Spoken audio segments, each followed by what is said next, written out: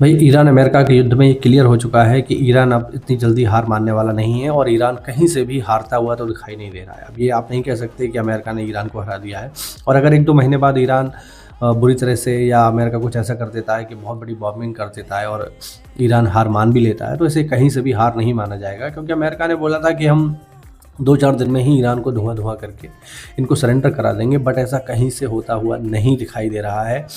Iran ने जो America को पुश बैक किया है वो वाक़ई में काबिल तारीफ़ है। ये कहीं न कहीं मानना पड़ेगा कि ईरान ने जो शक्ति प्रदर्शन किया है, इतना छोटा-सा देश जो अमेरिका के आगे कहीं नहीं टिकता, फायर पावर इंडेक्स में कोई रैंक का मुकाबला ही नहीं है अमेरिका और ईरान का, लेकिन इसके बावजूद भी जो ईरान ने करके दिखाया है वो काबिल तारीफ़ है। ये तो तारीफ़ के काबिल है, इसकी तारीफ़ हमें करनी ही पड़ेगी, चाहे आप इसे मानें या ना मानें।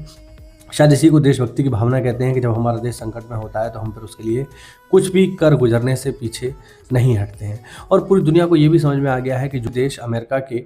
ऊपर डिपेंड करते हैं उन्हें अब संभलने की ज़रूरत है, चाहे वो जापान हो, चाहे साउथ कोरिया हो, चाहे मिडिल ईस्ट के वो कंट्रीज़ हों जो अमेरिका के ऊपर आंखें बंद करके भरोसा करते थे, दुबई हो, यमन हो, बहरीन हो, इनके ऊपर जब बमबारी हुई तो अमेरिका भी उस बमबारी को रोक नहीं पाया। तो यहाँ से एक न्यू वर्ल्ड ऑर्डर सेट होने जा रहा है, जिसमें हमें देखना पड़ेगा कि अमेरिका वाकई में उतना पावरफुल है जितना वो दावा करता है, या बस हवा हवाई बातें हैं। आप इस बारे में क्या सोचते हैं, कमेंट करके बताइए।